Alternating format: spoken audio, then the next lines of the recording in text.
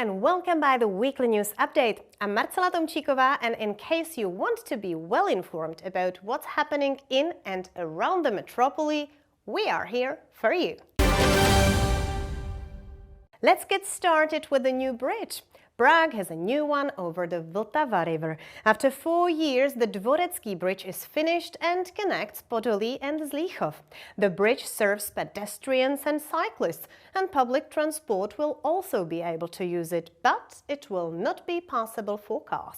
Prague has 21 Vltava bridges. The Dvorecký Bridge links Podolí and Smíchov, improving Prague 4 and 5 connections. The new traffic structure is intended to help relieve overloaded routes and offer a faster way across the city. A new bridge for Prague means that Prague as a whole is again far more complete, far more perfect, and that the right bank and the left bank of the Vltava are one big city, Prague. The bridge, built starting in 2022, cost almost 2 billion crowns. It will serve pedestrians, cyclists, emergency services, and speed up public transport. Cars aren't allowed. Buses and trams will cross the bridge every 3 to 4 minutes at peak times. The Budějovica to Smíchov connection will speed up. We're rerouting Line 118 to the Dvorecký Bridge, which also detours over the longer Barandov Bridge. And this will be supplemented by the new, rerouted and extended Line 124. And in a bundle, every 3 to 4 minutes during weekday peaks, they'll offer a new, comfortable, fast connection between Budějovic and Smíchov station. The project also plans to adjust the surrounding area for new relaxation and meeting spots.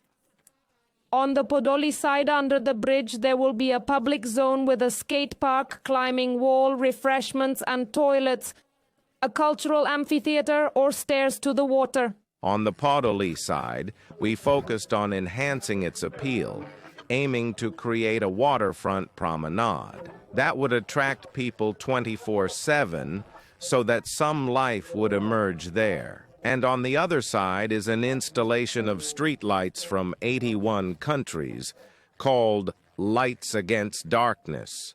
According to representatives of the connected districts, the bridge brings new opportunities for area development and attractive public spaces. I am confident that these also represent new commercial and business prospects for the residents of Prague 4, particularly for small entrepreneurs running local businesses like cafes. Because it is a truly magnificent construction, and naturally these two parts of Prague will be dramatically aided by it. We waited a long time. Bridge construction was complicated by Vltava geology, which caused the cost to escalate by roughly 400 million crowns and led to a postponement of the completion deadline. Completion was scheduled for last year. Consequently, work in the bridge's surroundings will extend until at least the year's end. Now we focus on investments. Approved by the City Council, Prague will invest hundreds of millions of crowns in education, transportation and public space. Moreover, they will also support dozens of projects focused on the environment and climate change. There are the details. The local council has agreed to distribute more than 43 million crowns to projects dedicated to environmental improvement. These projects should be completed by the end of the year 2027. I remember there being 2 investment actions. Each year, we provide support through grants totaling over 43 million crowns for about 134 projects. This was for 80 applicants, and one is about environmental education. It addresses mitigation and resources for climate change, helping Prague to combat it more effectively, because we know how it is here in the summer. The opposition supports the decision but points out the amount and the overall approach of the city leadership to environmental protection. We believe in supporting good projects for the environment of Prague residents. There could possibly be more millions, as Prague already has 170 billion, which strikes me as a bit absurd and funny, especially coming from Ms. Komerskova of the Pirate Party. They have gone against the environmental trend for 4 years by abolishing benefits for electric cars. They are marking very dangerous bike lanes on the streets, and it seems to me they are motivating citizens and Prague residents instead, to ensure they act fully responsibly regarding the environment. The city admits that the program's future will be decided by future political talks after this year's elections. There may be some changes.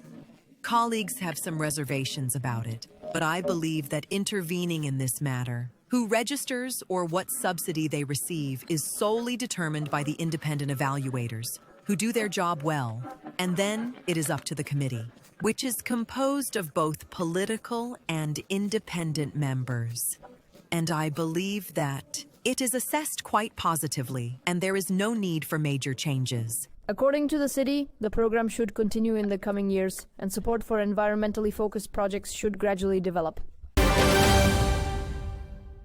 Waste sorting is an increasingly important topic. The results of a special competition were announced at Verichsvilla. It evaluates how successfully municipalities sort waste and motivate their residents to take a responsible approach to the environment.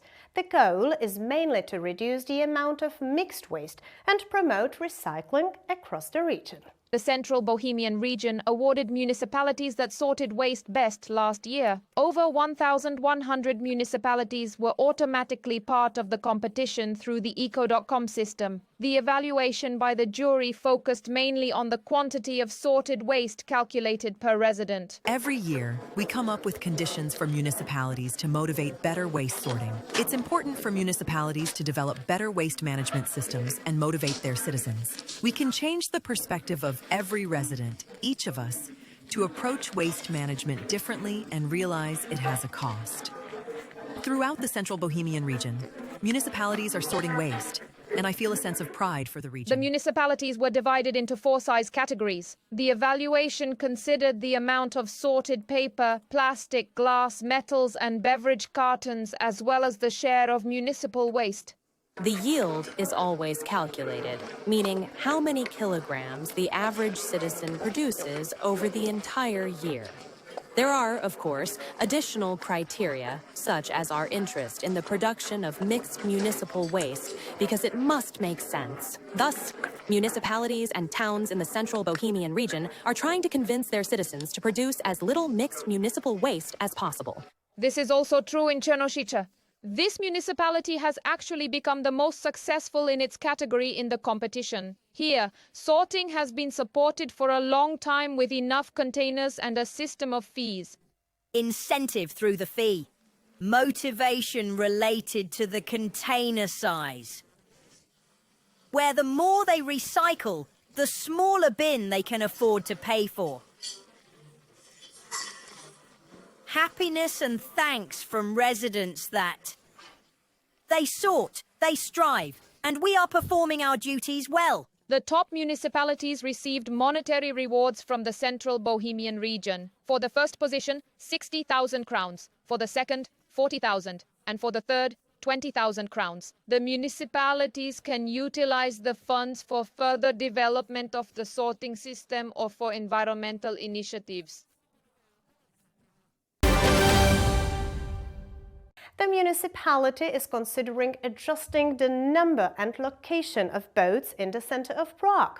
The proposal is currently provoking debate among politicians, city districts and, of course, the boat operators. Prague tackles Vltava shipping's future. According to a proposal being prepared by the city council, the number and location of some vessels could be adjusted in the coming years, primarily in the city center. In certain spots, the quantity of boats along the riverbanks certainly warrants a degree of reduction. Indeed, the state of affairs as it is now seems to be more a consequence of time passing without a clear plan. From my viewpoint, certain areas are simply too crowded with vessels, such as along the Dvořák embankment. In some cases, there are even up to 3 rows of boats packed closely together.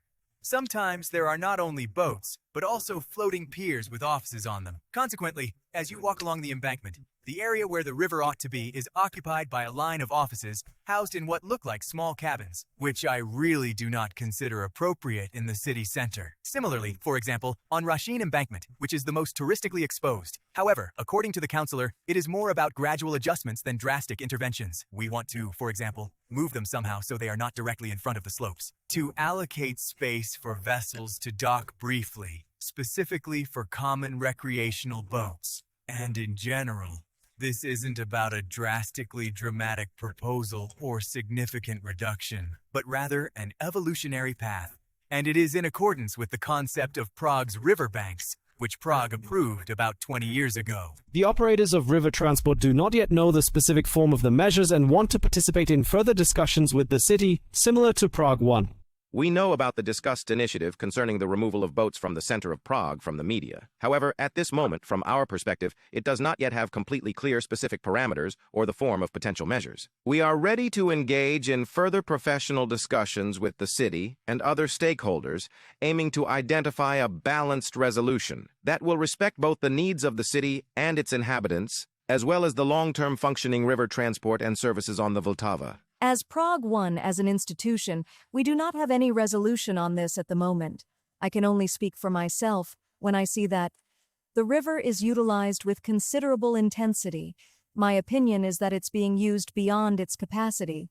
I believe it would be advisable in a predictable manner to approach this subject. The opposition criticizes. I find it absurd that Mr. Zabransky is currently devising a plan to remove boats that supposedly obstruct a certain view when he should first complete the entire embankment. On our part, the embankment project was created. Those nice slopes with the lenses, baths on the Vltava were supposed to be built there. Toilets aren't finished yet. According to Adam Zabransky, however, this is only a working document, and if the proposal were adopted. At the end, we take a look at the Prague Zoo, which is entering the spring season with a number of new features.